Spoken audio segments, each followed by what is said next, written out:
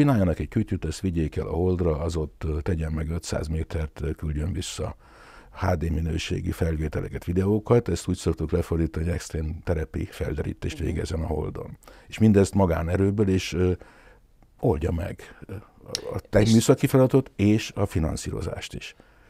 Ez volt a kiinduló pont, és akkor kezdtem el gondolkodni, hogy szerintem Magyarországon van annyi ész, arra mindig büszkék szoktunk lenni, joggal, jog nélkül vagy okkal, ok nélkül ez legyen most félretéve, de azt gondolom a műszaki, mérnöki, fizikai területen tényleg mindig jók voltunk. És csak nézzük meg, hogy tudunk egy ilyet csinálni, és ez egy kísérlet volt, hogy akkor a tanácsadásból valamennyire kivonulok, vagy az időm egy részét erre fordítom, és akkor így lett a puli.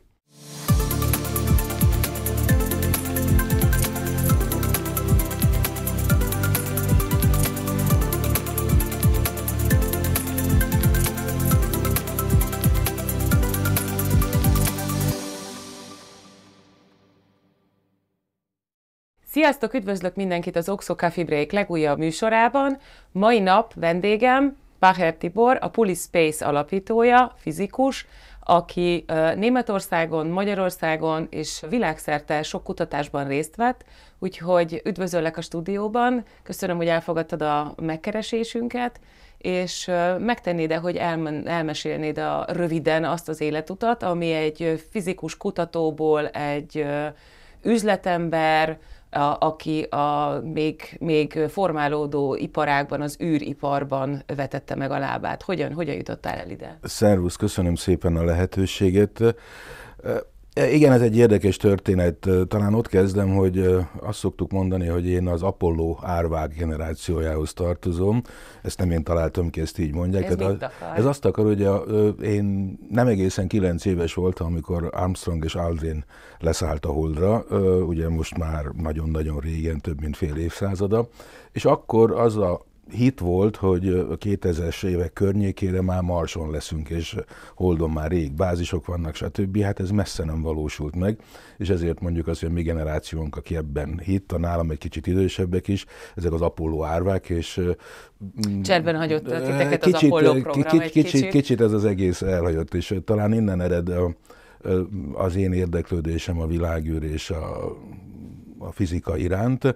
Később egy picit elment a fizika irányába, a kozmológiából írtam diplommunkát, aztán kvantumkémiából doktoráltam, és viszont a gazdasági rész az mindig érdekelt, és hogy egy csavarral, mint sok más fizikus egyébként, elmentem a tanácsadói világba, és folyamattanácsadás, controlling rendszerek megépítése, kialakítása olyan szinten, hogy a szakelőadó is tudjon vele dolgozni, és az ügyvezető, vagy a gazdasági igazgató is megkapja azt az információt, amit szeretne. Ez nem mindig volt egyszerű.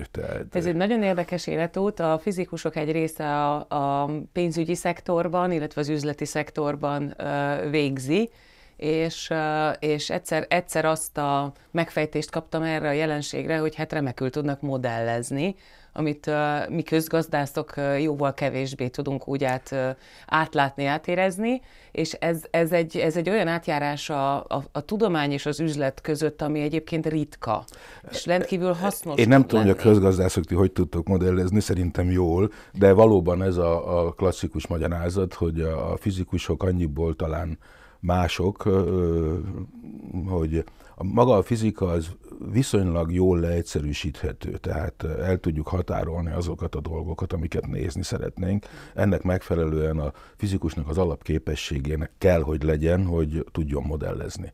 És ez viszont át tudja vinni bármilyen területre. Ebben egyetértek ezzel a magyarázattal, tehát hogy ugye a fizikusok szokták mondani, hogy hát mi mindent tudunk, vagy mindennek tudunk foglalkozni, de tréfát félretéve ebben valóban az az igazság benne van, hogy ez az absztrahálás képessége, ez ott van, és talán erősebb benne egy kicsit, mint a többi tudományban. Mindenhol ott kell, hogy legyen egyébként, tehát ezt azért nem vindikáljuk magunknak, de a fizikusok ilyen szempontból talán egy kicsit más állatfaj. Ami számomra érdekes, hogy az tud hozzáadott értéket jelenteni egy üzleti világban is, hogy ugye az ember a tudományos háttérből jön, adott esetben ebben az esetben te, aki hozod ezt a tudományos szemléletet, jelente az üzleti világban ez versenyelőnyt is? Tehát az, hogy ezzel lehet pénzt keresni, és az ember jól megállja a helyét, az egyértelmű, de jelente például egy vállalkozás esetében versenyelőnyt? Ez nehéz megmondani, szerintem ez inkább eseti kérdés, tehát, és inkább személyfüggő. Ez az absztrahálás, ez biztos segít abban, hogy probléma megoldásban jobb legyen, hogy az üzletben ez bejön-e vagy sem, az egy kicsit vabankjáték. Tehát, igen, és a te konkrét esetedben el tudnád nekünk mesélni azt, hogy hogyan alakult az az út, ami végül is egy teljesen unikális cég megalapításához vezetett, a Police Space megalapításához. Ha jól tudom, 2010-ben indultatok. Hogyan volt? Tehát az indulás körül mi történt? Igen, ez úgy történt, hogy nekem, ahogy mondtam, hogy engem az űr az érdekelt, aztán ugye a világ az mindig másképp alakul meg az élet, tehát belecseppentem ebbe a tanácsadói szerepbe, és hát végül is egyszer azt hiszem megszámoltam, talán 18 országba jutottam el így a különböző projektek révén, és Ausztrálián kívül és Antarktiszon kívül minden kontinensen, úgyhogy ez is nagyon érdekes volt, de valahol ott mozgott bennem mindig, hogy ezt mások talán még jobban tudják, mint én, engem jobban érdekel az űrtém, és akkor elkezdtem a 2000-es évek elején kicsit szabadidőbe foglalkozni, hogy lehet visszakanyarodni valamilyen szinten az űrtémához. Ez egy hosszabb sztori, és akkor ebből jött végül is az, hogy 2008-2009 tájékán egy kollégával való beszélgetés során tudtam meg, hogy van a Google Lunar X Prize.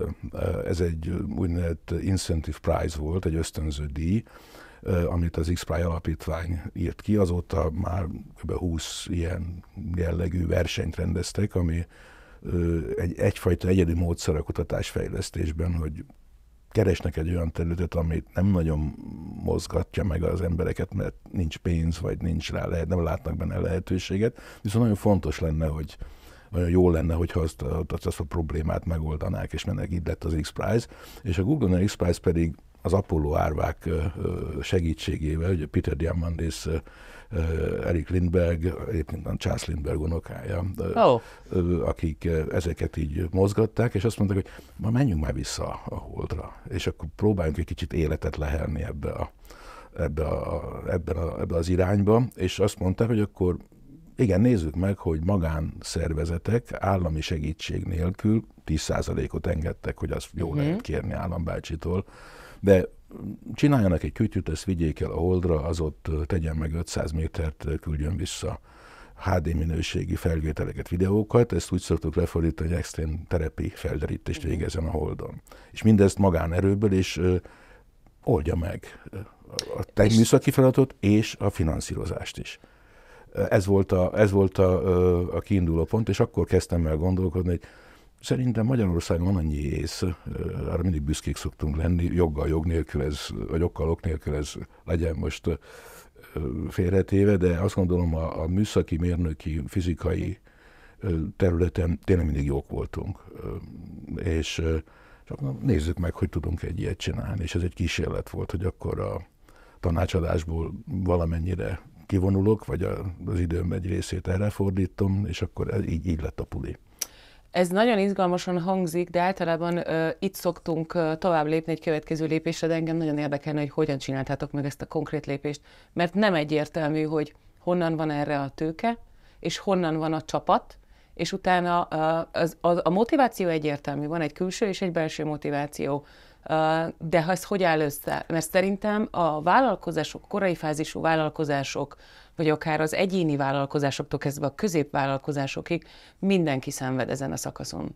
Mi is szenvedtünk. Meg akarjuk hallgatni esetleg ezt a szenvedés történetet, hogy hogyan jutottatok túl, mert lehet, hogy van valamilyen megközelítésetekben, ami a sikert garantálta. Mi azt hittük, és tényleg őszintén hittük, hogy ebből tudunk egy olyan jó értelembe vett nemzeti programot csinálni, ami mögé fel tud sorakozni nagyon sok ember, cég, szervezet, bármi, hiszen egy olyan izgalmas feladatról van szó, amit tényleg nem nagyon csinált meg eddig senki, magáncég pedig, vagy magánszervezet pedig egyáltalán nem. És ebben bíztunk, hogy lesz egy ilyen támogatottsága ennek a projektnek. Nyilván ismertem kollégákat, akiket megkérdeztem, de azt is megfutottuk azt a kört, hogy mondjuk így kikiáltottam a sivatagból, hogy gyerekek, kit érdekel a cucc. És akkor így verbuválódott a csapat, így indultunk neki, és hát mindjárt az elején meg kellett tapasztalnunk, hogy hiába izgalmas a projekt, nem hittek benne, nem hitték el, hogy ez az akár komoly is. Vagy a közvélemény, a közönség, és sajnos a szakma sem. Tehát nagyon sok kételj merült föl. Nem nagy a magyar űrszakma, tehát nyilván velük is beszéltem, és az elején akkor jeleztem, hogy szerintem érdemes nekifutni, akkor mondták, hogy nézzük meg, aztán amikor mondtam, hogy akkor gyere, csináljunk, akkor igazából nem jött senki. Most már akkor beszéljünk egy kicsit a konkrét termékről. Mi volt az, amit előállítottatok, hogy elő akartatok állítani, aztán mi lett a végeredmény? Igen, ugye maga ez a verseny, vagy díj, ez arról szólt, ahogy mondtam, hogy kütyűt csinálni, és a többi. De most nyilván ahhoz, hogy a hold felszínen tudjunk mozogni, kell valamilyen jármű, ami a hold felszínen tud mozogni. Ez lényegében két eszköz lehet, vagy egy holdjáró, egy kis autó, ha úgy vesszük, vagy egy mondjuk így, hogy szöcske, tehát bár ezt nem mindenki szereti, de angolul hoppernek mondják, ennek nem találtam jó magyar megfelelőt, tehát hogy kicsit leszáll, újra fölszáll, ugrik, és ezzel tudja ezt a felderítést végezni, és ez az egyik, tehát hogy oda kell menni. Most ahhoz, hogy a holdra eljussunk, és ezt meg tudjuk csinálni, az még kell először egy nagy rakéta, ami az egész cuccot elindítja. Ez csak nem nektek kellett azt nem, ez nyilván. A második részbe se vágtunk vele, mert a nagy rakétában van ugye egy holdra szálló egység, egy holdszonda, amit el kell tudjon menni a holdra, és le kell tudjon szállni. Ma reggel indult egyébként egy amerikai cégnek a szondája, az Intuitive Machines-ről, erről majd beszélünk. Igen, ez egy for-profit cégnek Ez egy for-profit cégnek a története. És a harmadik rész, amikor pedig ugye, ha leszállt sikeresen, akkor ott kiszállunk. Mert mindig azt mondom, az olyan, mint egy kicsi, mint hogyha el akarunk menni, felfedezni egy ismeretlen területet a Földön, akkor kell hozzá először mondjuk egy hajó, ami elviszi a kamiont, a kamionban ott van a terepjáró, és akkor az elviszi, és akkor a terepjáró kimenni. Mi vagyunk a terepjáró. Azt mondtuk, hogy ezt meg tudjuk csinálni szerintünk, keresünk partnert, aki tud kamiont építeni, és ezt meg tudja oldani, az a partner pedig vállalja azt, hogy keres egy hajót, ami elviszi. Most ez valóban így működik, és magában a GLXP-ben, ez a Google X Prize-nak a rövidítése, néhány csapat, aki benevezett, bevállalta, hogy épít holdszondát. És mi is azt mondtuk, oké, akkor keresünk egy partnert, aki azt mondja, hogy elvisz minket, mi pedig csinálunk egy olyan eszközt, ami kicsi, olcsó és nagyon jó mobilitási képességekkel rendelkezik. Ez azt jelenti, hogy mi egy olyan koncepciót választottunk, ami nagyon egyszerű, viszont fel tudunk menni akár 35-40 fokos lejtőn, és ezt nagyon kevesen tudják. Lépcsőn is tudunk menni, bár a Holdon nem számítunk túl sok lépcsőre, de ugye földi demonstrációknál ez mindig egy vicces történet, amikor fölle mászkálunk. Ezt mondom, ez viszonylag kevés robot tudja, és olyan egyszerű pedig szerintünk nem nagyon van, mint a miénk, ami ezt tudja. Elhangzott egy kulcsmondat egyébként, hogy kicsi, olcsó, és rendelkezik olyan képességekkel, amiket elvár a megrendelő, igen, és esetleg ebben kiemelkedő is. De a kicsi és olcsó, itt minek után ez most már nem egy űrverseny, hanem ez egy együttműködés űriparággá elindult. Itt már akár cégek között van verseny, és itt számít a pénz. Ez az olcsóság, ez itt például a kiírásnál is szempont volt, vagy ez esetleg egy egyéni szempont volt, már egy üzleti megfontolás, hogy ezt vigyük bele a képletbe, hiszen ez lesz a jövő, vagy csak egyszerűen ilyenek az adottságok mondjuk itthon, és ez egy versenyelőnyt is jelentett? Is. Tehát azt mondom is, tehát nyilván az itthoni adottságokkal még mindig jók vagyunk, idézőjelbe téve nyugati versenytársak mellett, akár a fizetéseket nézzük, akár a egyéb lehetőségeket, tehát ez már egy versenyelőny bizonyos értelemben, hogyha itthon tudjuk tartani a megfelelő kollégákat. Van egy-kettő megszállott olyan, mint én mondjuk így, tehát hogy ez így alakult. És a másik viszont az valóban egy olyan történet, azért mindig nem olcsó. Tehát a Holdra elmenni azért az nem annyira triviális, tehát ma sem triviális, nem véletlenül hagytak ki egy hosszabb időszakot a nagyhatalmak is. Az árakat, hogyha mondom, tehát hogy most ugye lettek piaci szereplők, akik tulajdonképpen felkínálják, hogy elvisznek a Holdra. Ez úgy néz ki, hogy kb. $1,5 millió per kilogramm. Ez a fuvardíj. Oda-vissza? Nem, ez csak oda. Ez csak one way ticket, tehát ez csak one way ticket. Most ebből lehet számolni, hogy 1 gramm az $1000. És akkor kiraktuk a mérnököknek is, hogy amikor terveznek, akkor ugye a mérnökök szeretnek nagyon szuper dolgokat tervezni, mondtam, 1 gramm $1000 gondolkozz. És hány grammnál álltak meg? Körülbelül most egy 10-12 kilónál tartunk a földi prototípusnál, ez reális egyébként a Holdra jutáshoz is, és ezzel egész jó társaságban vagyunk. Tehát időközben nyilván mások is foglalkoztak ezzel, és ez a kategória, az 5-30 kiló közötti eszközök kategóriájában most már van több kész eszköz is, sőt, ami a Holdra indul, úgyhogy ez jó, de erre szükség is lesz, hiszen ha fel akarunk deríteni dolgokat a Holdon, és ez volt egyébként a nagy eredménye magának a Grundler X-Prize-nak, azt még nem mondtam, hogy egy $25 millió, egy $30 millió ösztdíjazású verseny volt. Végül is nem lett hivatalos győztes, viszont kicsit tovább tartott, voltak pénzügyi nehézségek, tehát azért az a játékszabály, hogy old meg a pénzt is, az azért nem volt magától értetődő, de egyrészt több cég megmaradt ebből a versenyből, és ebből született meg a NASA-nak az úgynevezett CLPS programja, ez a Commercial Lunar Payload Services program, tehát a kereskedelmi holdi szállítások programja. A NASA felismerte, hogy neki az jobb, és nagyobb verseny lesz, amerikai cégeket tud helyzetbe hozni, segíti elindítani ezt a úgynevezett ciszlunáris gazdaságot. És benne tudhatok maradni ebben a mi körben? Benne maradtunk ebben a körben, mi kicsik vagyunk, ugye puliként underdog, klasszikus underdog szerepben vagyunk, de ott csaholunk és megyünk. Egyrészt a roverrel, erre szeretnénk, ezt nem tudtuk, a finanszírozást nem tudtuk megoldani. Tehát prototípust tudtunk csinálni, ezeket különböző úgynevezett hold, illetve Mars analóg terepeken teszteltünk, egy klasszikus módszer ez a szakmában, hogy keresünk olyan helyet a Földön, ami amennyire lehet hasonlít.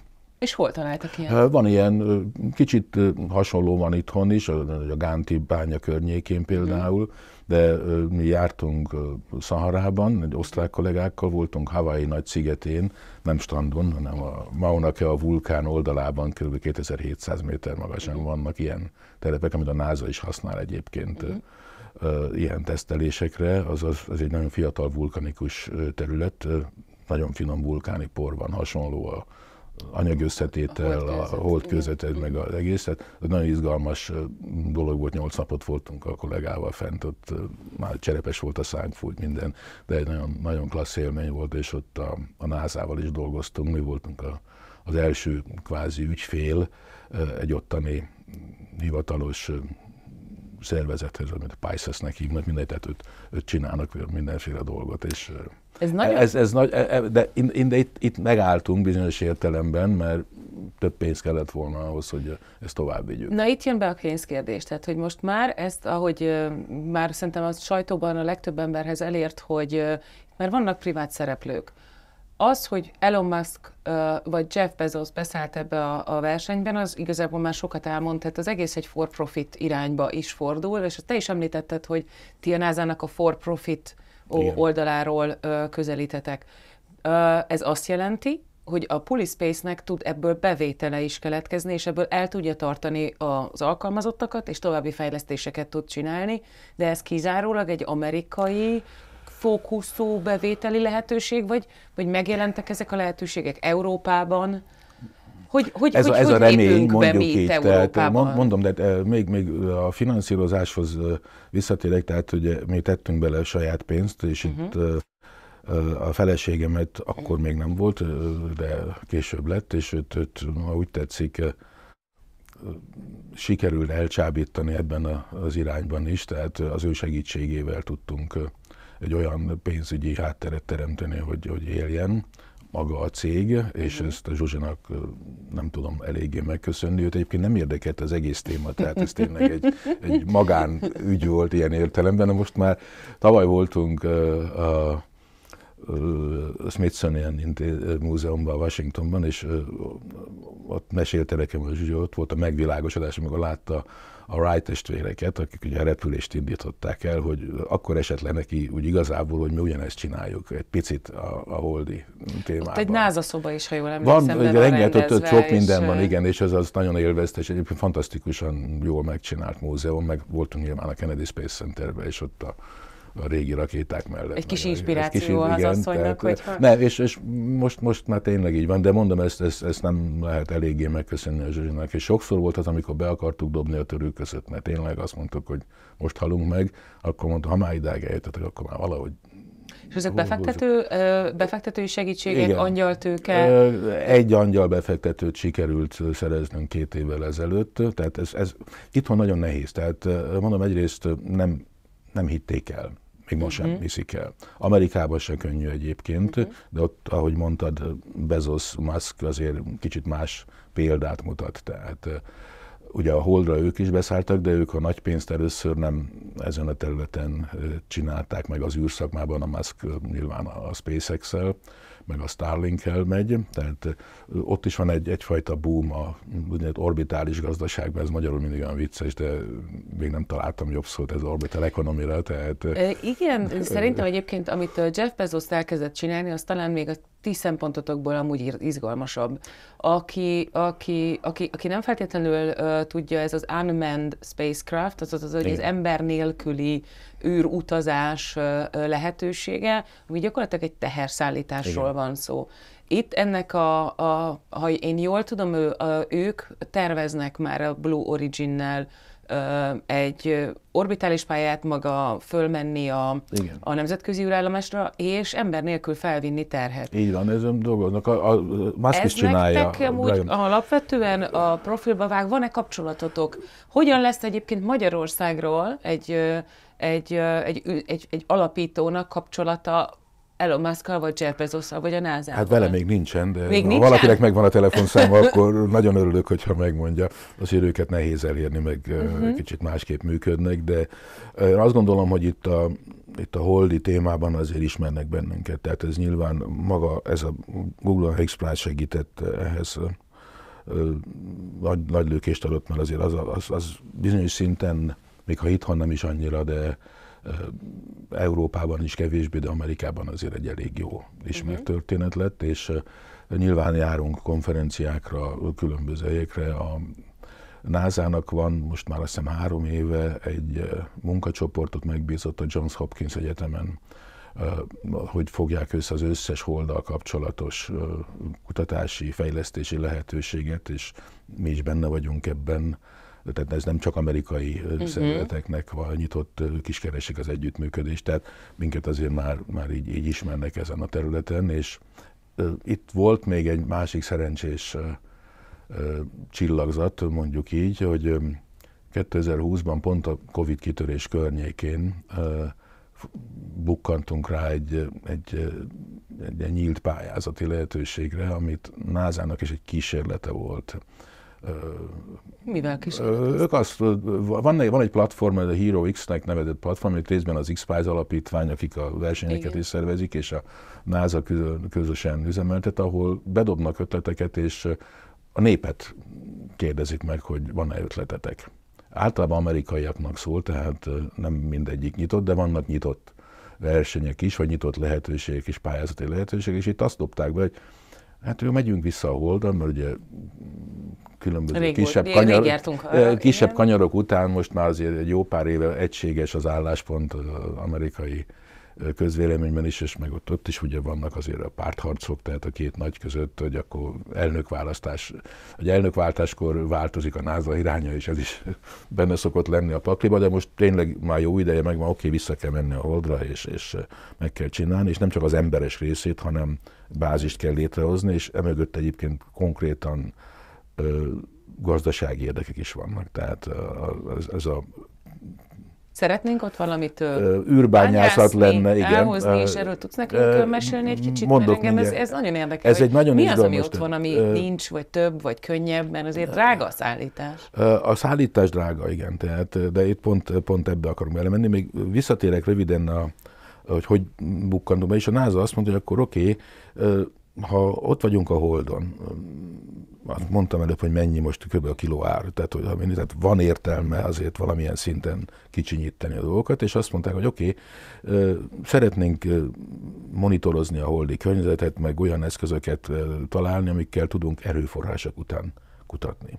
Az egyik a víz egyébként, tehát a Holdon van víz, nem csobogó patak, meg nem fagyott állapotban. Vízjég állapotban. És azt mondta a NASA, hogy hát gyerekek, adjatok ötleteket, legyen kicsi.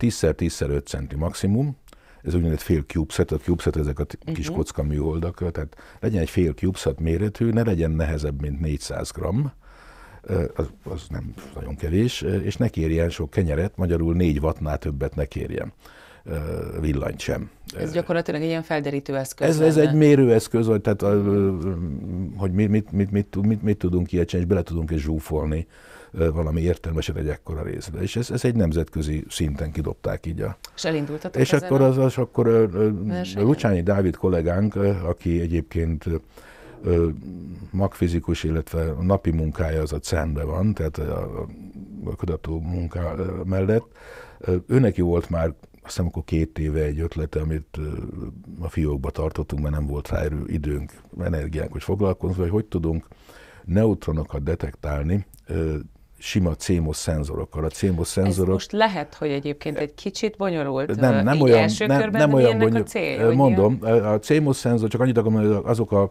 szenzorok, amik a mobiltelefonban vagy a laptopban ott vannak a kamera mögött. Nyilván ennek egy jobb verzióját, de hogy ezt tudjuk hasznosítani neutron detektálásra.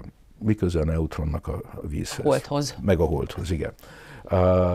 A neutronok azok ugye semleges részecskék, és a Hold felszínt állandóan bombázza a kozmikus sugárzás, ennek hatására keletkeznek albedo neutronok hívják, az nem igazából, azt nem visszavet, hanem ott keletkeznek a talaj felső 1 méteres rétegébe körülbelül, és mivel körülbelül ugyanakkor a tömegük, mint a hidrogénatommagoknak.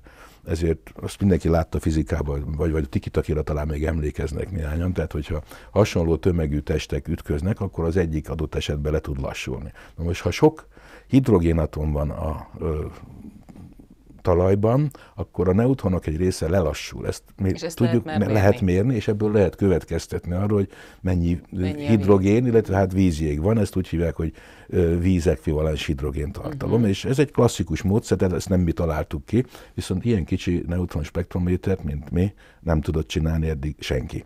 Ez tetszett a NASA-nak, ezt akkor leírtuk, ez egy kb. 30 oldalas dokumentáció volt. És akkor mi a következő lépés ilyenkor, amikor az ember lebeadik? Hát üzletileg, igen. Hogy lehet tovább menni? Lehet erre forrást szerezni, meg kell csinálni? Meg is veszik az ötletet?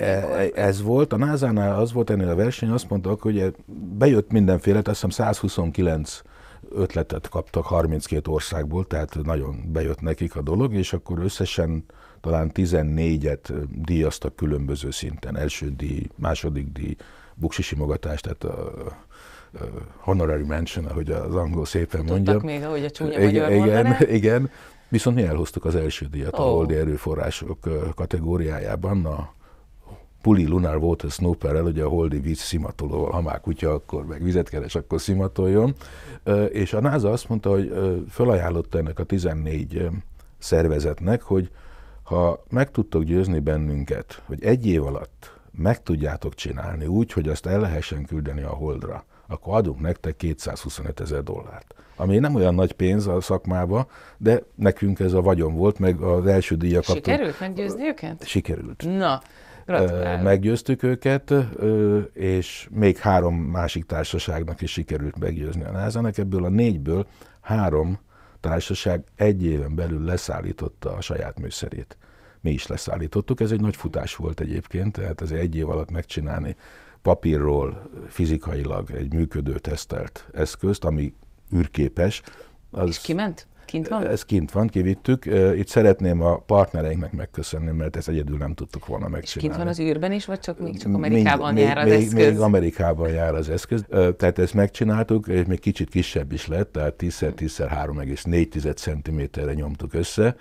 Nem tudom, szabad-e megemlíteni a partnerek nevét, akik segítettek. Abszolút szabad, tehát ez egy nagyon klassz együttműködés volt, amit sikerült összehozni. Az elektronika tervezésben PCB Design, ahogy hívják őket, ők segítettek, illetve az FPG Art műegyetemen Sándor Péter kolléga segítségével sikerült a hátteret megteremteni. Az Elektromont Kft. Segített nekünk a gyártásban, tehát amik magát ezt az elektronikát megcsináljuk. A CMOS szenzorokat ugye azt meg kellett egy kicsit jó magyar szóval buherálni. Azt mi tudtuk, hogy kell megbuherálni, de nem tudtuk megcsinálni. Ebben a Nanosensors laboratórium segített nekünk a KFK-ban. És magát az egészet be kell tenni általában egy dobozba, ebben a Kiskutya Kft.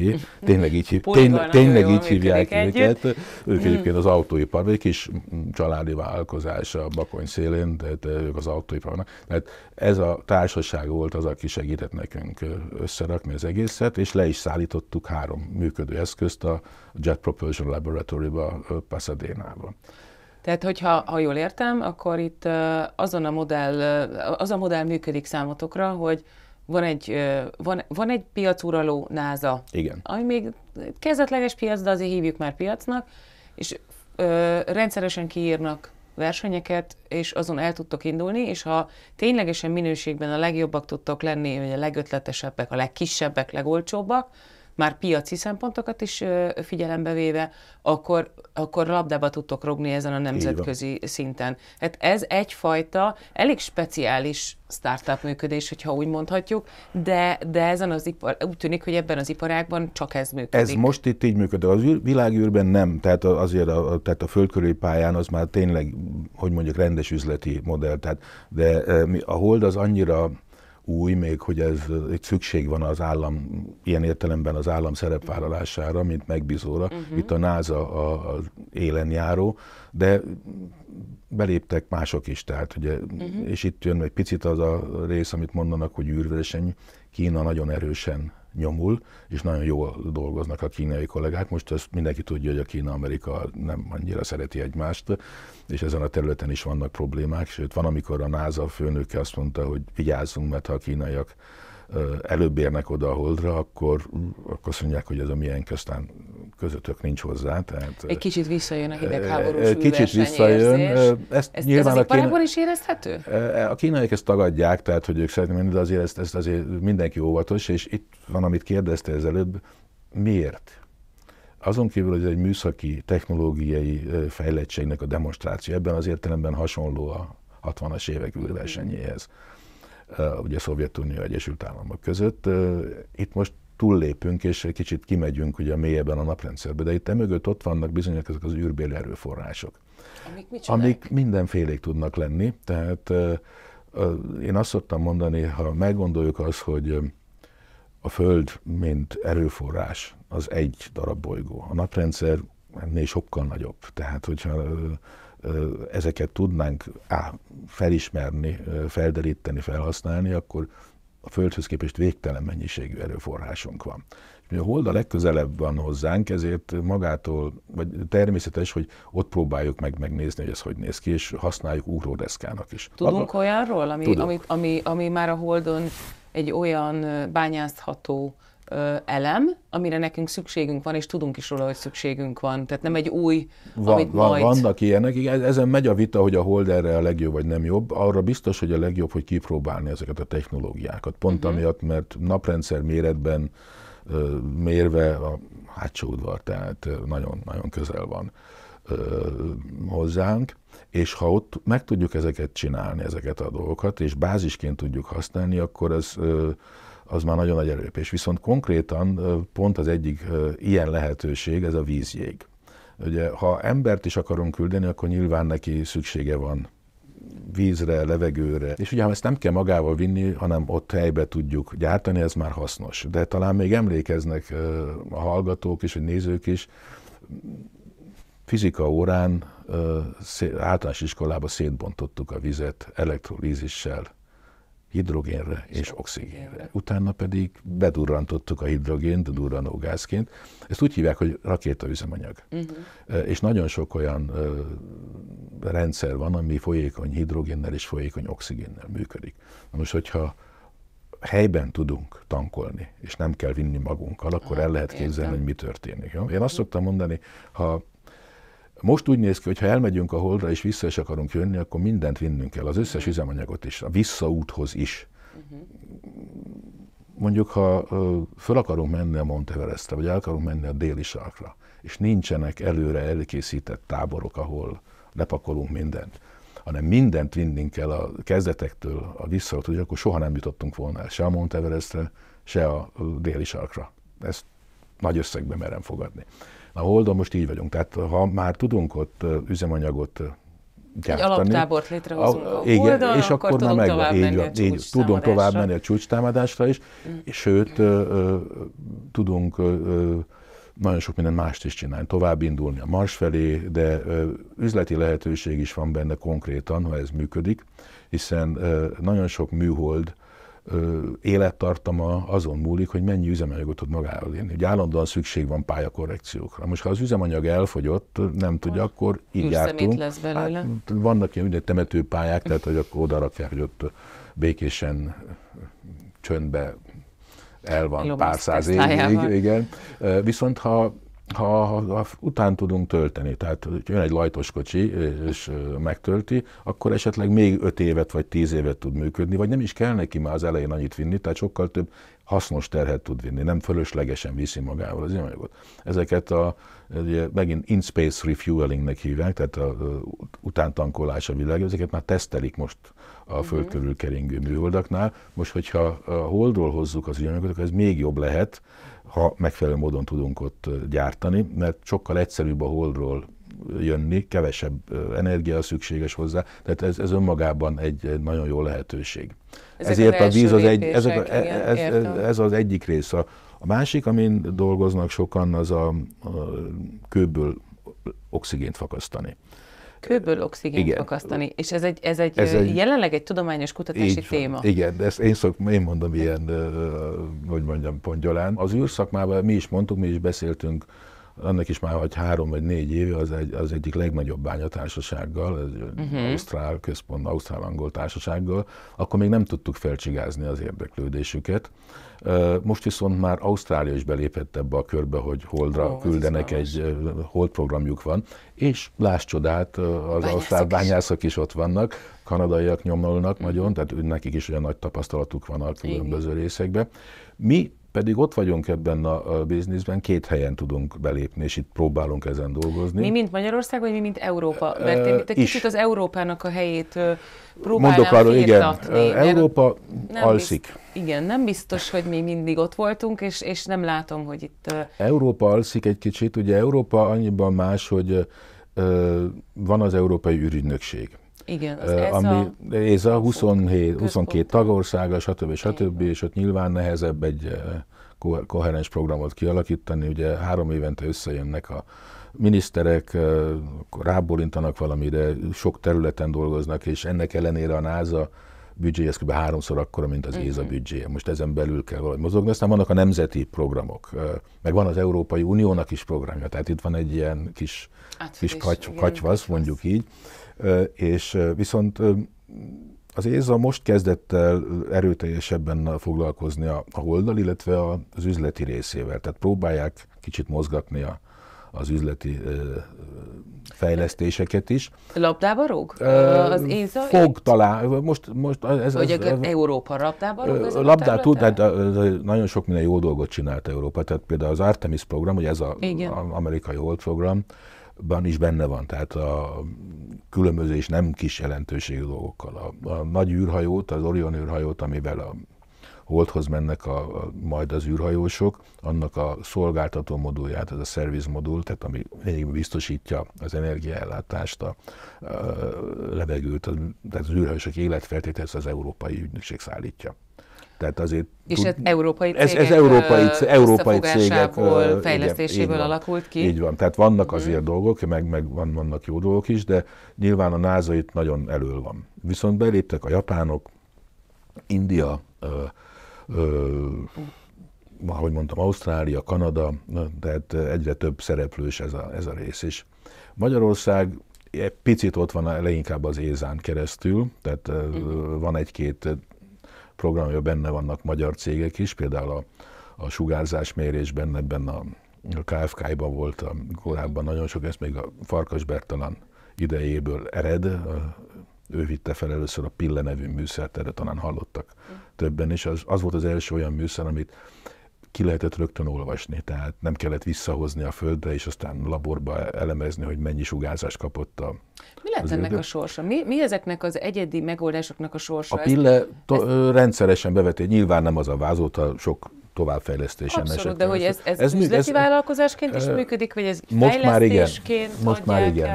Ez szerintem sok embernek, aki kívül áll ezen a szektoron, nem teljesen egyértelmű, hogy ezek egy fejlesztéseknek, és akkor majd mint egy találmány, vagy egy innováció bekerül a történelembe és pont, vagy ez ebből továbbfejlődött, és ugye ez nyilván állami fejlesztés volt, aztán talán 16-ban alakult meg a Remret Kft., és akkor ugye aztán hogy történt, azt nem tudom, de ez most már lényegében teljesen magáncég, és ez átvette ezeknek a fejlesztéseknek egy részét.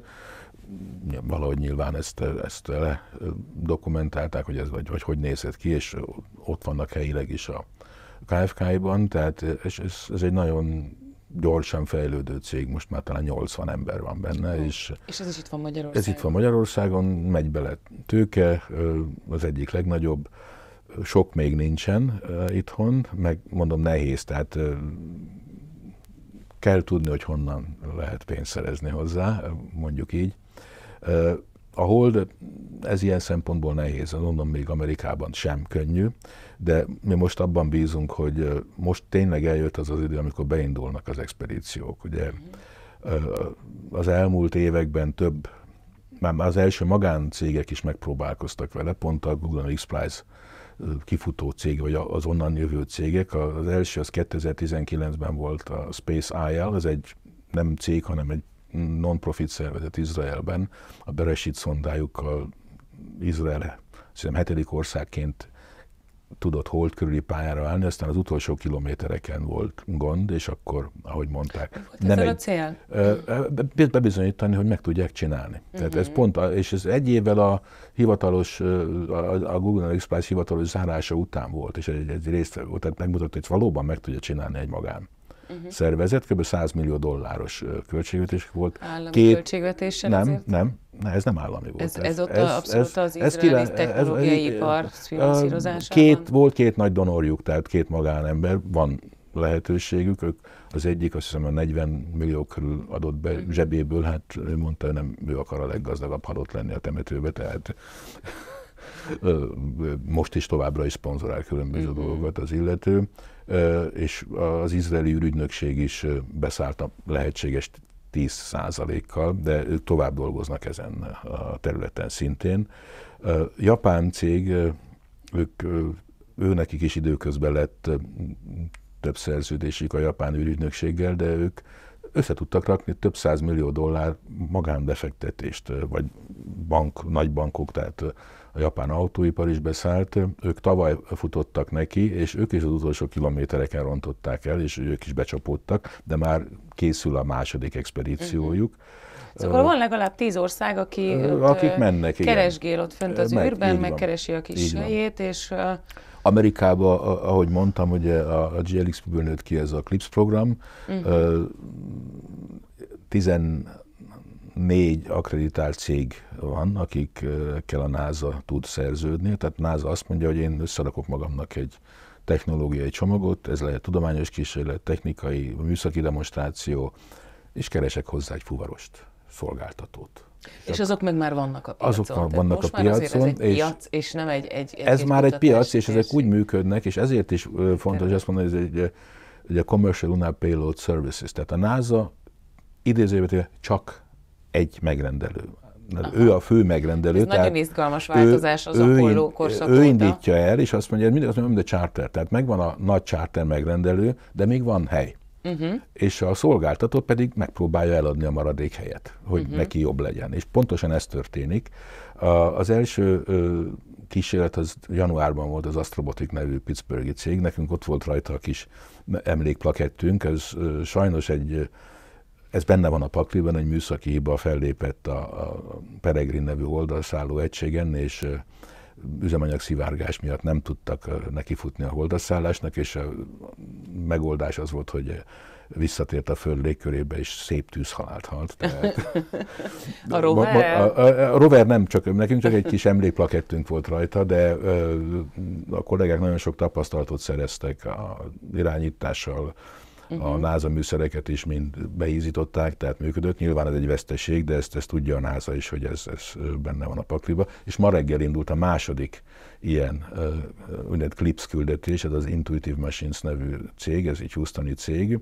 Ők most indulnak a Hold felé, a start reggel korán keltem. Meg kellett nézni a startot? Igen. A Peregrine-nél kint voltam, tehát ez egy nagyon-nagyon élmény volt élőben látni egy ilyen startot. Hát ismerjük a kollégákat 10 éve, tehát meg hát picikét ott voltunk mi is rajta, még akkor is nem nagyon. Az Intuitive Machines azért érdekes, mert nekik még 2 másik küldetésük van a csőbe. A másodikon ott lesz a kicsi vízszimatolónk, ez idén nem tudjuk. Hold szinten. Az úti cél Hold. Úti cél Hold. És ha minden jó, és mindenki túlél, tehát a Holdszonda start jó lesz, a Holdszonda túli leszáll, ott van egy szöcske, egy hopper. Már fent a Holdon? Nem, most ez készen van, tehát arra vár, hogy induljon, és a mi kis szimatolónk is ott van. 2 darab van ezen. A kis kutya meg a kis szöcske megy Magyarországról a Holdra. A kutya még nem megy, az még nem megy, csak a kis szimatoló dobozkánk, de megyünk, mondom, remélhetőleg idén, ez nem rajtunk múlik. Készen vagyunk lényegében, a kollégák is nagyrészt készen vannak. Most ennek az első expedíciónak a sikerétől is nagyon sok minden függ, hogy minden jól megy, nyilván akkor mindenképpen nagyon sok tapasztalatot fognak szerezni, ha sikerül, ha nem, mindenki drukkol, hogy sikerüljön természetesen, és akkor megyünk, és akkor mi is ott leszünk a Holdon a mérésebe, és ez az a termék, amit visszatérnék rá, amit mi fel tudunk ajánlani. Mert a vízjégnél az van, hogy nem tudjuk pontosan, hogy hol van. Nincsenek pontos adataink, ehhez kell felszíni méréseket végezni. Tehát el kell menni a Holdra, le kell menni, és ott gyalogolni kell. Elképzelhető, hogy ezt sorozatgyártják, igen, ezt a terméket, és a sorozat az nyilván nem ezer, kis számú sorozat, igen, és viszik fel NASA megrendelésre. Nem csak NASA, hanem bárki más. Ezen dolgozunk, és mi azt gondoljuk, hogy ebben van ráció, mert a vízjeget azért keresni kell, tehát azt tudni kell, hogy hol van. Na most az adatok, amik vannak, azok hold körül keringő egységek méréseiből vannak, de ennek a felbontása az kb. 15-20 kilométer. Tehát azt mondjuk, ezen a 15 kilométeres területen tudjuk, hogy van 2,4% vízjég a talajba. Hogy pontosan hol van ezen a 15 kilométeren, azt nem tudjuk. Tehát, ha én oda küldök valakit ásni, akkor azt mondja, hogy nem biztos, hogy én oda megyek, mert fogalmam sincs róla, hogy hol. Tehát kellenek precíz mérések a felszínen. Ehhez oda kell menni, kell hozzá akár a mi roverünk, akár másnak a roverje, vagy egy ilyen hopper, mint most lesz az Intuitive Machines küldetésén, és ott konkrétan egy csomó mérést kell végezni. És ez lehet, ezt nem tudjuk pontosan, hogy ki lesz a vevő, mert ha mondjuk a NASA megveszi az adatokat, ezt teszteljük egyébként ezen a misszión, mert ez megint egy kísérlet tulajdonképpen. Amikor vittük a NASA-nak a 3 darab eszközt, amit le kellett szállítanunk, akkor útközben megálltunk Houstonba, és beszéltünk az Intuitive Machines-szel. És mutattuk nekik, hogy ezt éppen visszük a NASA-nak, hogy kés lesz. És akkor ott illedelmesen megnézték, csodálták, és véletlenül bejött, két magas szintű vezetővel beszéltünk, de ők nem feltétlenül a Holddal voltak. És bejött véletlenül a holdi küldetésekért felelős vezető is, és akkor kérdezte, hogy honnan szalajtottak benneteket, és mi ez a izé ott. És akkor mondtuk neki, hogy mi ez a izé, meg hogy honnan vagyunk, és akkor fél órás beszélgetésbe keveredtünk Trent Martinnak hívják a kollégát, és akik ott voltak, azt mondják, hogy hogyha ott valaki vette volna, akkor az úgy filmbe úgy mehetett volna. A végeredmény röviden az, hogy azt mondták, hogy oké, nekünk kell, hagyjatok itt egyet, mondtuk, azt nem lehet, mert ezt vinni kell, de adunk nektek másikat. És akkor mondták, hogy oké, mi elvisszük ingyen, ti adjátok, és ha sikerül, akkor a NASA-tól kérünk pénzt az adatért. És lényegében tényleg ez lett a megállapodás, hogy mi azt mondtuk, hogy mi bevállaljuk, hogy legyártjuk, ez a mi kockázatunk, ők elviszik nem $1 millió vinnék el a kilójáért, hanem hogyha még felszíni mobilitás akarok venni, az $4,5 millió van. Tehát ez az ár. Egy ingyen fuvart kaptunk, szereztünk ingyen fuvart, ők kaptak ingyen egy eszközt, és azt mondtuk, hogy ha sikeresek vagyunk és tudunk mérni, akkor megkérdezzük a NASA-t, hogy mennyit érez nektek. Hát ehhez nagyon gratulálok, a legjobb... Ez üzletfejlesztőként sem tudnék jobb tanácsot adni a startupnak vagy vállalkozásnak. Már nem is biztos, hogy ti olyan nagyon startup vagytok. Ezért időben már egy érettebb próbálkozásnak számít ez. Nagyon-nagyon szépen köszönöm, hogy eljöttél hozzánk a stúdióba, és beszélgettél velem. Egy iszonyú izgalmas beszélgetés volt ez számomra is, és hát mind a fizikája, mind pedig a piaci verseny része, és az, hogy ti 14 éven keresztül talpon maradtatok, találtatok tőkét, és találtatok feladatot, és igazából bevételt is tudtatok ezen a téren termelni, ami 14 éve nem volt egyértelmű, hogy ez egy piac. Akkor még nem látszott, ez egy kutatási terület volt. Mára látszik, hogy ez egy piac, de 14 évvel ezelőtt ez egy vízió volt, úgyhogy gratulálunk hozzá nektek, és neked csapatotoknak, igazából nektek, és drukkolunk a Szöcskének, hogy élje túl, és gyűjtse az adatokat, úgyhogy menjetek tovább, és vigyétek a sikerre a magyar vállalkozásoknak. Rajtunk nem fog múlni, köszönöm szépen. Nagyon szívesen. Még egyszer köszönöm, hogy eljöttél. A nézőknek és hallgatóknak is köszönöm, hogy ma velünk tartottatok. Paher Tibor, a Polyspace alapítója volt a vendégünk, és figyeljetek, hallgassatok minket továbbra, és hasonló érdekes beszélgetésekkel jövünk még vissza hozzátok. Sziasztok!